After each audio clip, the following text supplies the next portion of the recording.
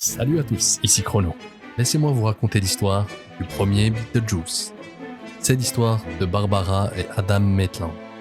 Deux jeunes mariés qui vivent le parfait amour dans leur maison dans une petite bourgade d'Amérique. Suite à un tragique accident mortel, les deux tourtereaux se retrouvent coincés chez eux sous l'état de fantômes.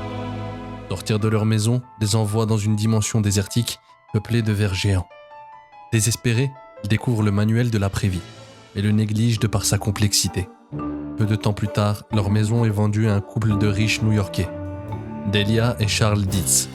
Ils sont accompagnés de Lydia, la fille gothique de Charles. Delia méprisant l'ancien aspect de la maison, elle décide de tout changer. Barbara et Adam font leur possible pour les chasser, mais hélas sans résultat.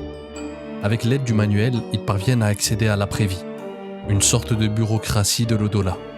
Ils y rencontrent Juno, leur conseillère, qui leur indique qu'ils ont 125 ans à tenir dans leur maison et les met en garde de faire appel à Beetlejuice, un étrange homme qui a tenté de les contacter via des publicités. Pour l'invoquer, il faut dire 3 fois son nom. Le couple décide donc de retenter de faire fuir les nouveaux venus, mais encore une fois sans succès. Cependant, ils se rendent compte que Lydia, elle, peut les voir.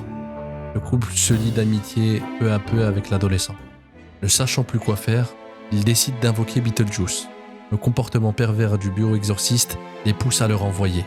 Fou de rage, il arrive à attaquer les vivants, mais ces derniers souhaitent maintenant faire de la maison hantée une attraction touristique.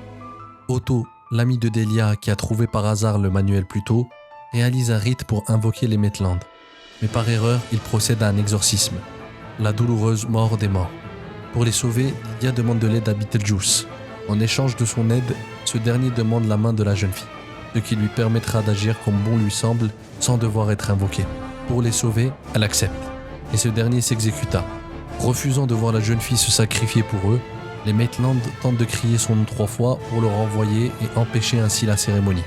Malheureusement, Beetlejuice réussit à les faire taire, jusqu'à ce que Barbara arrive à dompter un ver des sables pour l'envoyer engloutir le bouffon. Après ces événements, les deux familles s'étant rapprochées, ils arrivent à trouver un équilibre pour cohabiter ensemble. Beetlejuice, lui, se retrouve dans l'après-vie, à patienter pendant des années dans cette bureaucratie. Le récit de Beetlejuice touche à sa fin. Si la vidéo vous a plu, je vous invite à vous abonner et à mettre un like. Et sur ce, à bientôt.